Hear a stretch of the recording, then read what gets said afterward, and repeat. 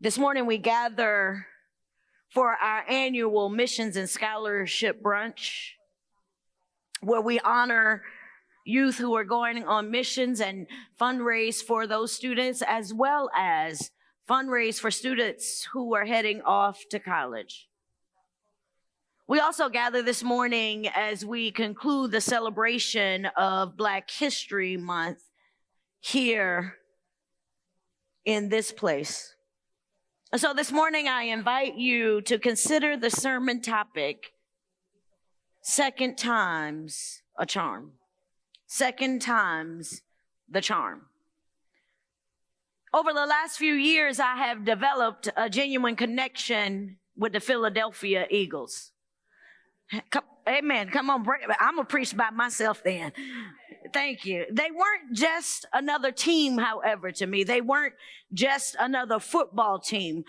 They were one of my top 3 favorite teams and quarterbacks heading into the playoffs. What drew me to them wasn't their impressive record win or their status as NFC division champions, but what drew me to the Philadelphia Eagles was the individual stories that became a shared journey for many of the players, many of whom had faced their personal struggles and challenges before February 9th, and they found themselves in their very own professional, personal wilderness. If you want to know a couple of names I will call out, take Saquon Barkley, for instance. He had been in the league for 6 years and undeniably was a talented running back. Yet he often found himself in a tough spot. He was unable to reach his fullest potentials. He was a standout guy from what we hear in the New York Giants. But in the midst of injury, in the midst of poor seasons, there was talk where the general manager made a decision where they wanted Saquon and pushed him out into free agency. It was heartbreaking because if you knew Saquon Barkley, you knew he loved the New York Giants. It was the team he wanted to be on, and the general manager said, go and see what you're worth. Now, the backstory was that the general manager thought that no one would pay Saquon Barkley a reasonable price, and they thought what was going to happen was that he was going to stay to the Giants for less than what he was worth. But what happened is in the offseason, Saquon Barkley was traded to the Philadelphia Eagles. Not just Saquon Barkley, there was a right tackle, Mikael Becton. He was with the New York Giants. He was an offensive lineman. He had come from Richmond, Virginia. He even said himself that he was excited about where he was because nothing good came from the community in Richmond where he came from. And so he was drafted to the New York Jets, and after a couple of injuries, they called him a big bus.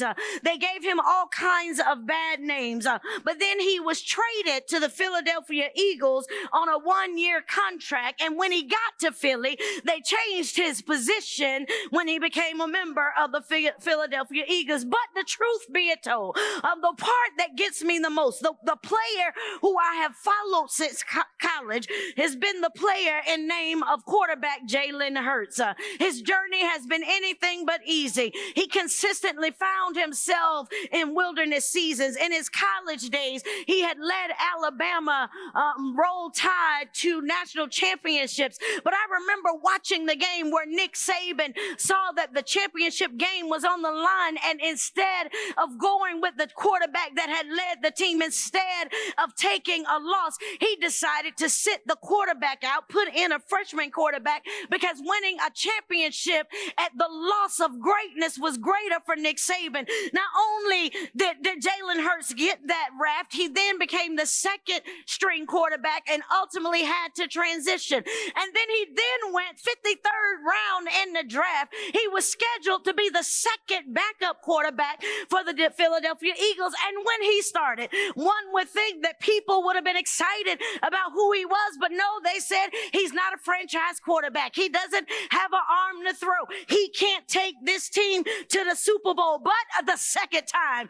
is always a charm. And the thing that I love about this Philadelphia Eagles team, it marries against the book that we have been reading for Black History Month, Sisters in the Wilderness. Dolores Williams, in her book, takes the story of Hagar and Sarah in the wilderness, and she maps out the experiences of Sarah and Hagar to the African American community. But what's interesting about this, the more I read this book in chapter 5, Dolores Williams, Dr. Dolores Williams, takes Sisters in the Wilderness and the community meanings and wrap them together. When I read chapter 5, I thought, this is what the Philadelphia Eagles experienced. They had a community togetherness, their individual wilderness.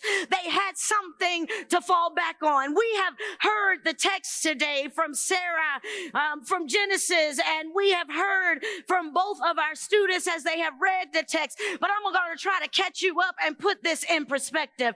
We hear the story where Sarah and Abram were to schedule to have a child.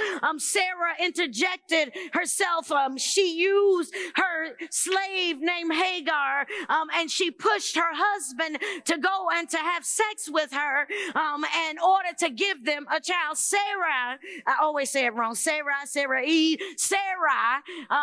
then pushes Abram to go and conceive with the Egyptian slave Hagar. And then Hagar sleeps with Abram and she conceives a child. And when she knew she was pregnant, she began to despise her mistress. Then Sarah said to Abraham, "You're responsible for the wrong I am suffering. I put my slave into your arms. And now that she knows she's pregnant, she despises me. May the Lord judge between you and me." Sarah then pushes Abram to take, and she mistreats Hagar in the midst of all of this. In her mistreatment of Hagar, Hagar flees the scene. Hagar didn't desire to be in the wilderness. Hagar didn't ask to be mistreated. Hagar was just simply trying to do her job as a slave worker. Hagar, like many of slaves during the African American slave heritage, they were just doing what they were brought here to do. And Hagar flees the scene. But on her way of fleeing the scene, Hagar doesn't just flee the scene.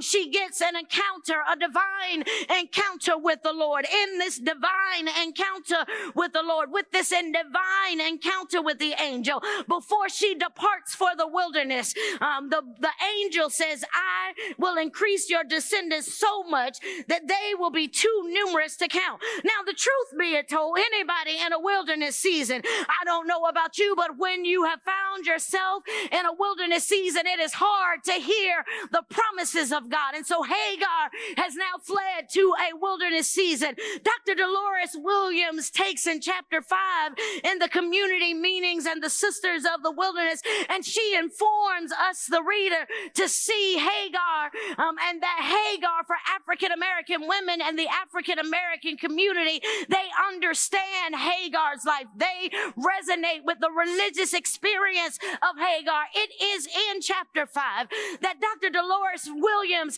takes and changes my mentality about who I thought Hagar was. I grew up hearing the story thinking that the reason that Hagar fled and went back was because Hagar had not been delivered yet. No.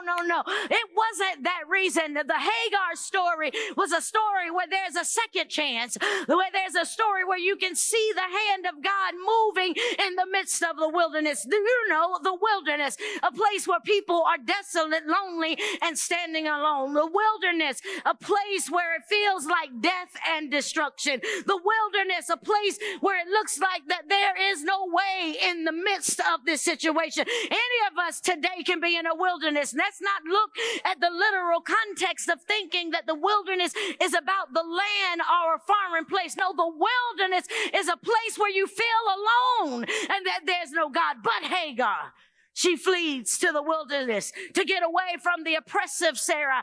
And in her journey to the wilderness, she receives a word from God that rest assures that while I did not send this oppression to you, I will bless you from what the oppressor has done to you. She goes to the wilderness, and then she finds herself going back. God tells Hagar to go back. It's in the going back that she gets to see the hand of God on her life. It is in this moment. She goes back. She goes back, and now we get to the 21st chapter of Genesis. When she goes back to the wilderness, she finds herself again with Sarah and Abram. And at this point, Sarah and Abram have now had the promised child that God had given to them. They now have had Isaac. But anybody know when somebody wants to oppress you, when somebody wants to use you? Sarah used Hagar to wean her own child. Now, how about this? You send the woman to the wilderness, you get rid of the woman, you use the woman, but now you want her to take care of you. Doesn't sound like anything we experience in our life today, but here Hagar goes back. She has been used, and now after she gets and weans Isaac, in the midst of her weaning Isaac, Sarah now does another thing. Now she's threatened by Hagar again. Now she's threatened by the gifts and talents of Hagar. What do you mean the gifts and talents? Ishmael represents the gifts and talents of Hagar. Ishmael was the best of what Hagar had to offer. But Sarah said, Abraham, no, she's not going to get what's ours. She's not going to get our inheritance. She's not going to take from her, from us. And so now, here we go. Sarah, after having used Hagar, is sending her back to the wilderness. But it is the second times around that's a charm, because now that Sarah is sending Hagar in the wilderness, what we realize about this wilderness experience, what Dr. Dolores Williams captures in the Sisters in the Wilderness and the community meetings, is that our individual stories in wilderness, when we connect them to community, we're stronger together. What we hear in the story of Hagar and what we hear in the religious experiences that are empowered by our individual realities, we're stronger together. We're empowered to survive. Here, Dr. Dolores Williams, in the 5th chapter of Sisters in the Wilderness, she shows us that Hagar experiences what many people experience in the wilderness is the manifestation of a risk-taking faith.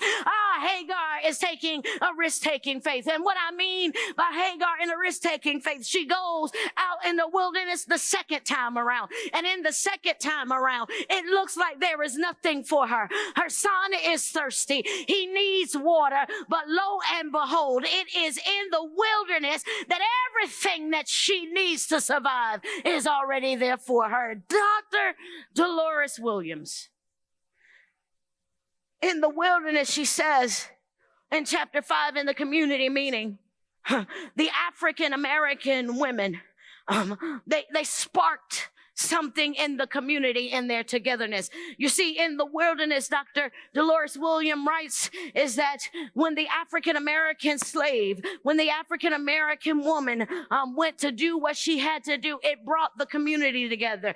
And it was meant for African Americans when they went through slavery to be a negative experience. It was meant for when African Americans went through slavery that they were going to be mentally unable to handle it. But God, they had a risk-taking faith. And in the midst of their wilderness, they found solace together in the wilderness. African Americans found Jesus in the wilderness. Their faith grew stronger in the wilderness. They had their manna in the wilderness, because while they were in the wilderness season, like Hagar, God sent food.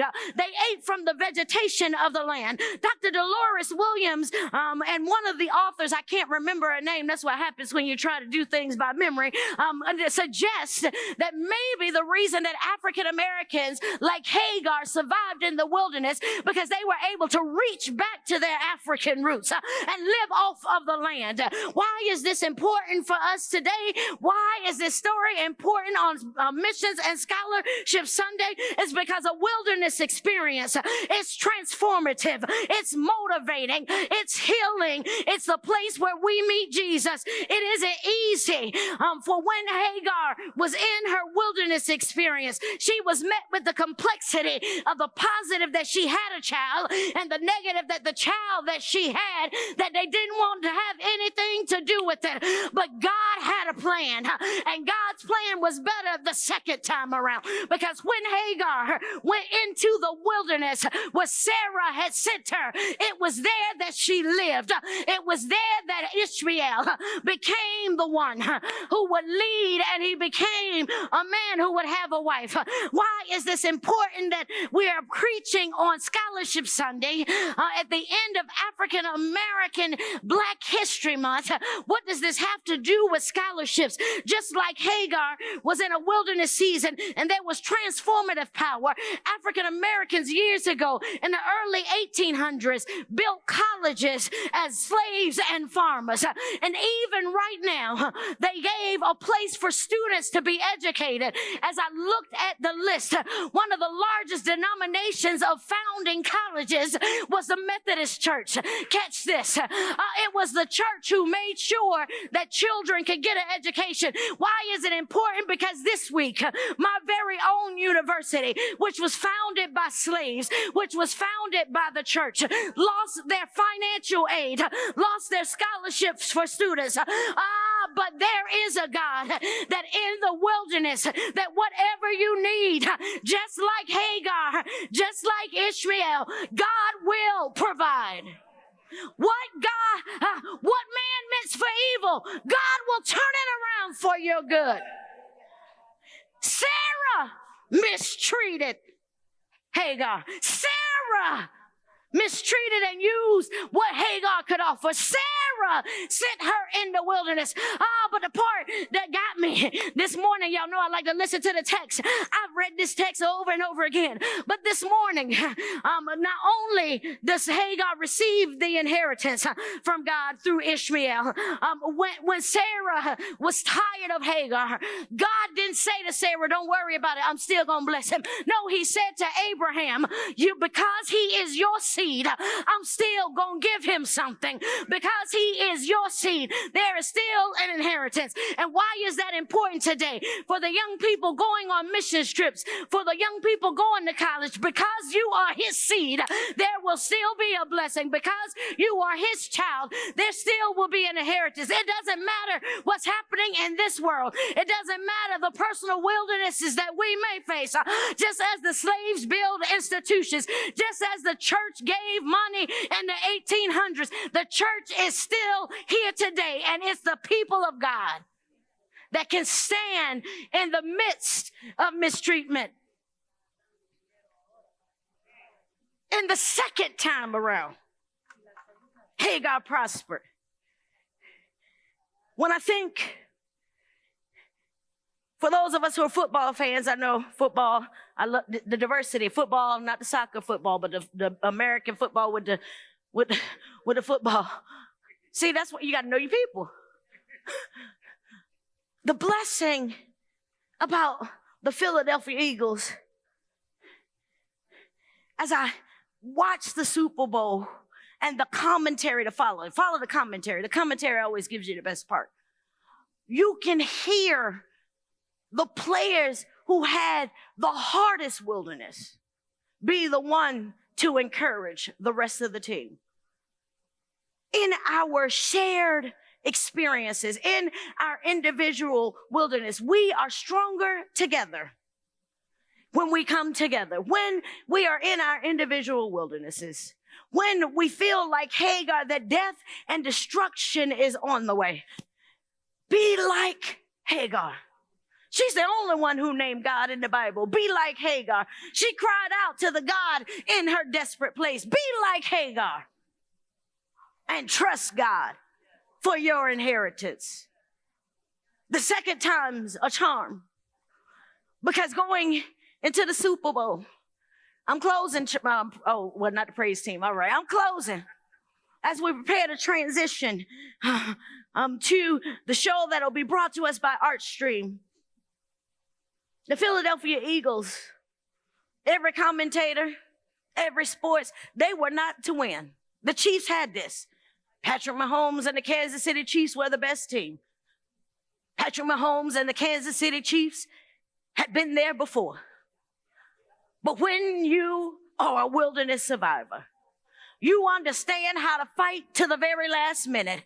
When you are a wilderness survivor, you understand that the game doesn't start until it ends. And when I tell you that was a good game, and the Philadelphia Eagles not only beat the Kansas City Chiefs, they took it to them. The word for us this morning is that when you find yourself defeated, trust in the coach. And the coach ain't Nick Sirianni. The coach is Jesus the Christ. The coach is the God of our forefathers. The coach is the God of our ancestors. The coach is the God, as I told the kids in Sunday school, the God of Abraham, Isaac, Jacob, and Ishmael. It's that God that will see us through. And be encouraged, young people, that it might seem like we're in a wilderness right now, but there are a whole lot of people who got a whole lot of degrees and a whole lot of benefits that came from endurance, not because they came from something, but because they came from the bosom of God. And so this morning, despite what we may see, despite what is happening around us, there is hope in Hagar's story. I will look at this differently after reading this book and this series. It's always been hope in knowing that Abraham carried the future. But Hagar shows us the power of reaching out to God in our darkest hours. Embrace your wilderness experiences. Because as Dr. Dolores Williams writes, it is in the wilderness that the faith community grows stronger. It is in the wilderness experience that our religious experiences grow to a place that no matter what is meant for us, it turns a negative into a positive. We will. The song of preparation made me cry because as I was thinking of the sermon, the song doesn't say, maybe we'll overcome. It says, we shall overcome. And so, no matter what happens, as a people of God, we shall overcome. Let us lean into our wilderness seasons. Let us lean into the power of Jesus the Christ. Let us lean into the power of God of Hagar. And let us lean into the spaces of knowing that we are risk-taking faith people. We are motivated and transformed people who understand who the God is in our lives. Amen. Amen. Sálvanos, restauranos, avívanos, oh Dios. Sálvanos, restauranos, avívanos, oh Dios. Tough it out, come on. Que se llene tu casa con tu gloria. Llena tu casa, oh Dios. Que se llene tu casa con tu gloria. Llena tu casa, oh Dios. Salva.